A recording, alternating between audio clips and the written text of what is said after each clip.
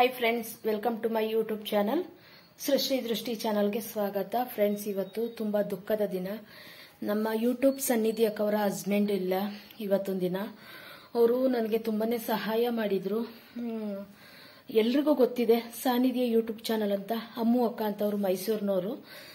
ನನಗೆ ಫಸ್ಟ್ ಯೂಟ್ಯೂಬ್ಗೆ ಬಂದಾಗ ರಾಘವೇಂದ್ರ ಸ್ವಾಮಿ ಬಗ್ಗೆ ತಿಳಿಸ್ಕೊಟ್ಟಿದ್ದು ನಮ್ಮ ಅಮ್ಮು ಅಕ್ಕವರೇ, ಸನ್ನಿಧಿ ಅಕ್ಕವರೇನೆ. ಇವತ್ತು ಅವ್ರ ಹಸ್ಬೆಂಡ್ ಇಲ್ಲ. ನನಗೆ ಪ್ರಸಾದ ಕಳಿಸ್ಕೊಟ್ಟಂತ ಮೊದಲನೇ ವ್ಯಕ್ತಿ ಅವ್ರ ಹಸ್ಬೆಂಡು. ನಾನೇನೋ ಈ ಥರ ತುಂಬ ಪರಿಸ್ಥಿತಿಲಿ ಇದ್ದೀನಿ ಅಂತ ಹೇಳ್ಕೊಂಡಾಗ ಅವರು ನನ್ನ ಮನೆಗೆ ಪ್ರಸಾದ, ರಾಯರ್ ಒಂದು ಚಿಕ್ಕದು ಫೋಟೋ ಎಲ್ಲ ಕಳಿಸ್ಕೊಟ್ಟಿದ್ರು.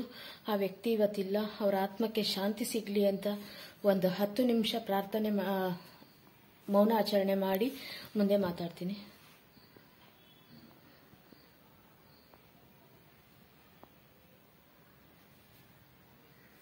ಅವ್ರ ಆತ್ಮಕ್ಕೆ ಶಾಂತಿ ಸಿಗಲಿ. ತುಂಬ ಒಳ್ಳೆ ವ್ಯಕ್ತಿ ಅಂದರೆ ಒಳ್ಳೆ ವ್ಯಕ್ತಿ. ನನಗೂ ಕೂಡ ಪ್ರಸಾದ ಕಳಿಸ್ಕೊಟ್ಟಂತ ಮೇಲೆ ನಾನು ತುಂಬ ಜನಕ್ಕೆ ಅವ್ರ ಅಡ್ರೆಸ್ ಕೊಟ್ಟಿದ್ದೀನಿ, ಅವರ ಫೋನ್ ನಂಬರ್ ಕೊಟ್ಟಿದ್ದೀನಿ. ಪ್ರತಿಯೊಬ್ಬರಿಗೂ ಕೂಡ ಅವರು ಪ್ರಸಾದ ಕಳಿಸ್ಕೊಟ್ಟಿದ್ದಾರೆ. ರಾಯರ್ ಪೂಜೆ ಹೇಗೆ ಮಾಡಬೇಕು, ಹೇಗೆ ನಡಿಬೇಕು, ಅದ್ರ ಬಗ್ಗೆ ನಾವು ಮನೇಲಿ ಫೋಟೋ ಇಟ್ಕೊಂಡ್ರೆ ಯಾವ ರೀತಿ ಇರಬೇಕು ಅನ್ನೋದನ್ನೆಲ್ಲ ತುಂಬ ಜನಕ್ಕೆ ತಿಳಿಸ್ಕೊಟ್ಟಿದ್ದಾರೆ. ಮತ್ತು ಎಷ್ಟೇ ಕಷ್ಟ ಇದ್ರೂ ಕೂಡ ಅವ್ರಿಗೆ ಯಾವತ್ತೂ ಪ್ರಸಾದನ ಕಳಿಸ್ಕೊಡಲ್ಲ ಅಂತ ಹೇಳೇ ಇಲ್ಲ. 2 ದಿನ ಲೇಟ್ ಆದ್ರೂ ಕೂಡ ಪ್ರಸಾದ ತಲುಪುತ್ತೆ ಅಂತ ಹೇಳಿದ್ದಾರೆ.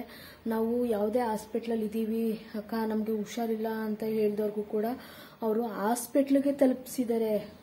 ಅವರು ಹೋಗೋರ್ ಕೈಲಿ ಅವ್ರಿಗೆ ಜನದ ವ್ಯವಸ್ಥೆ ಮಾಡಿ ಅವ್ರಿಗೆ ಹಾಸ್ಪಿಟ್ಲಿಗೆ ಹೋಗಿ ತಲುಪಿಸಿ ಅವರ ಆರೋಗ್ಯನ ವಿಚಾರಿಸ್ಕೊಂಡು ಬಂದಿದ್ದಾರೆ. ಅಷ್ಟು ತುಂಬ ಒಳ್ಳೆ ವ್ಯಕ್ತಿ ಅಂದರೆ ಒಳ್ಳೆ ವ್ಯಕ್ತಿ ಅಣ್ಣ. ಇವತ್ತು ಅವ್ರಿಗೆ ಏನಾಗಿದೆ ಅಂತ ಗೊತ್ತಿಲ್ಲ. ನಾನು ನೆನ್ನೆ ಸಂಜೆಲಿ ಇನ್ಸ್ಟಾಗ್ರಾಮಲ್ಲಿ ನೋಡಿದೆ, ಅಕ್ಕ ಫೋಟೋ ಹಾಕಿದ್ರು ಅವ್ರದ್ದು. ತುಂಬ ಬೇಜಾರಾಯಿತು ನನಗೆ.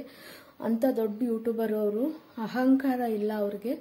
ಎಷ್ಟು ಸಾಧಾರಣ ಅಂದರೆ ಅಷ್ಟು ತುಂಬ ಸಾಧಾರಣ. ನಾವು ಅವ್ರು ಲೈವ್ ಮಾಡಿದಾಗಲಿ ಇಲ್ಲ ಅವರ ವಿಡಿಯೋ ನೋಡಿ ಒಂದು ಕಮೆಂಟ್ ಮಾಡಿದ್ರು ಕೂಡ ತಕ್ಷಣ ರಿಪ್ಲೈ ಮಾಡ್ತಿದ್ರು. ಮತ್ತು ಏನಾದ್ರು ಈ ಥರ ಯಾರಿಗಾರು ಪ್ರಸಾದ ಬೇಕು ಅಂತ ಅವ್ರು ವಾಟ್ಸಪ್ ನಂಬರ್ಗೆ ಗ್ರೂಪಲ್ಲಿ ನಾನು ಮೆಸೇಜ್ ಕಳಿಸಿದ್ರೆ ಅವರು ಹೌದಾ, ಹುಷಾರಿಲ್ವಾ, ಓಕೆ ಅವ್ರಿಗೆ ಪ್ರಸಾದ ಕಳಿಸ್ಬೇಕಾ, ಓಕೆ ಅಮ್ಮ ಕಳಿಸ್ತೀನಿ, ಅವ್ರ ಅಡ್ರೆಸ್ ಹಾಕಿ ಅಂತ ಹೇಳ್ತಿರೋ. ಅವ್ರ ಅಡ್ರೆಸ್ ಹಾಕೋ ತಕ್ಷಣ ಅವ್ರಿಗೆ ಅವ್ರ ಫೋನ್ ನಂಬರ್ ಎಲ್ಲ ಹಾಕೋರು. ಅವ್ರಿಗೆ ಫೋನ್ ಮಾಡೋರು. ನಾವು ಮಾಡಬೇಕು ಅನ್ನೋದಿರಲಿಲ್ಲ. ಆ ವ್ಯಕ್ತಿ ಸನ್ನಿಧಿಯಕ್ಕಾಗಲಿ ಇಲ್ಲ ಅವ್ರ ಹಸ್ಬೆಂಡ್ ಆಗಲಿ ಫೋನ್ ಮಾಡಿ ಅವ್ರಿಗೆ ವಿಷಯ ತಿಳ್ಕೊಂಡು ಅವ್ರ ಅಡ್ರೆಸ್ ಪೂರ್ಣ ವಿಚಾರ ತಿಳ್ಕೊಂಡು ಅವ್ರಿಗೆ ವ್ಯವಸ್ಥೆ ಮಾಡ್ತಿದ್ರು. ಅಂತೆ ಒಳ್ಳೆ ವ್ಯಕ್ತಿ ಇವತ್ತಿಲ್ಲ. ತುಂಬ ಬೇಜಾರಾಗ್ತಿದೆ. ನಾನು ನಿಜವಾಗ್ಲೂ ಇಷ್ಟು ಬೇಗ ಅಣ್ಣ ಈ ಥರ ಆಗ್ತಾರೆ ಅಂತಲೇ ಅಂದ್ಕೊಂಡಿರಲಿಲ್ಲ. ಅಷ್ಟು ಒಳ್ಳೆ ವ್ಯಕ್ತಿ ಅಂದರೆ ಒಳ್ಳೆ ವ್ಯಕ್ತಿ.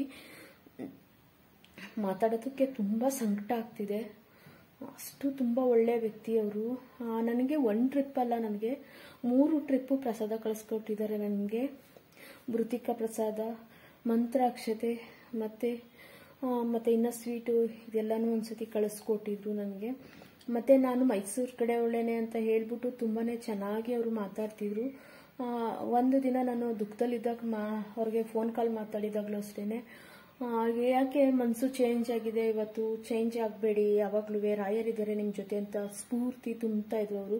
ಧೈರ್ಯ ಹೇಳ್ತಿದ್ರು. ಅಂತ ಧೈರ್ಯ ಹೇಳೋ ವ್ಯಕ್ತಿ ಇವತ್ತಿಲ್ಲ, ಕಳ್ಕೊಂಡಿದ್ದೀವಿ. ತುಂಬಾ ಬೇಜಾರಾಗ್ತಿದೆ. ದೇವರು ಅವ್ರ ಆತ್ಮಕ್ಕೆ ಶಾಂತಿ ಕೊಡಲಿ. ಹಾಗೆ ಸನ್ನಿಧಿಗೆ ಅವರು ದುಃಖ ನೀಗಿಸುವಂಥ ಶಕ್ತಿ ಕೊಡಲಿ ಅಂತ ರಾಯರನ್ನ ಬೇಡ್ಕೋತೀನಿ. ಅಷ್ಟೇ ಅಣ್ಣ ಒಳ್ಳೆಯವರು, ಅಷ್ಟೇ ಅಕ್ಕ ಒಳ್ಳೆಯವರು, ಸನ್ನಿಧಿ ಅಕ್ಕ. ನಮಗೆ ಏನು ಮಾತಾಡಬೇಕು ಅಂತ ಗೊತ್ತಾಗ್ತಾ ಇಲ್ಲ. ತುಂಬಾ ನೋವಿನ ಸಂಗತಿ ಅಂತಲೇ ಹೇಳ್ಬೋದು. ತುಂಬ ಬೇಜಾರಾಗ್ತಿದೆ ನನಗೆ. ನೆನ್ನೆನೇ ನಾನು ವಿಡಿಯೋ ಮಾಡಿ ಹಾಕಬೇಕು ಅಂತ ಅಂದ್ಕೊಂಡೆ. ನಾನು ಹೊರಗಡೆ ಇದ್ದೆ. ನನ್ನ ಮನೆಗೆ ಬಂದು ವಿಡಿಯೋ ಮಾಡೋದಕ್ಕೆ ಆಗಲಿಲ್ಲ ನೈಟು ನನಗೆ. ಇವಾಗ ಅದಕ್ಕೆ ನಾನು ಬೆಳಗ್ಗೆ ವಿಡಿಯೋ ಮಾಡಿದೆ. ಅಪ್ಲೋಡ್ ಮಾಡಲೋ ಬೇಡೋ ಅಂತ ಯೋಚನೆ ಮಾಡ್ತಾ ಇದ್ದೆ. ಯಾಕಂದರೆ ಅಷ್ಟು ದುಃಖದ ಅಣ್ಣ ಅಷ್ಟು ಚೆನ್ನಾಗಿ ನಮ್ಮ ಜೊತೆಲಿ ಇದ್ದವರು ಇವತ್ತು ಈ ರೀತಿ ಆಗಿದ್ದಾರೆ ಅನ್ನೋದಕ್ಕೆ ನನಗೆ ವಿಡಿಯೋ ಮಾಡೋದಕ್ಕೂ ತುಂಬಾ ಕಷ್ಟ ಆಗ್ತು. ಯಾಕಂದರೆ ತುಂಬ ಜನಕ್ಕೆ ಅವರು ಹೆಲ್ಪ್ ಮಾಡಿದ್ದಾರೆ. ಯೂಟ್ಯೂಬಲ್ಲಿ ಪರಿಚಯ ಆದಂಥ ವ್ಯಕ್ತಿಗಳಿಗೆ ನಾನು ಅವ್ರ ಅಡ್ರೆಸ್ ಕೊಟ್ಟಿದ್ದೀನಿ, ಅವ್ರ ಫೋನ್ ನಂಬರ್ ಕೊಟ್ಟಿದ್ದೀನಿ. ಪ್ರತಿಯೊಬ್ಬರಿಗೂ ಈ ಪ್ರಸಾದನ ತಲುಪಿಸಿದ್ದಾರೆ. ತುಂಬ ಬೇಜಾರಾಗ್ತಿದೆ ನನಗಂತೂ.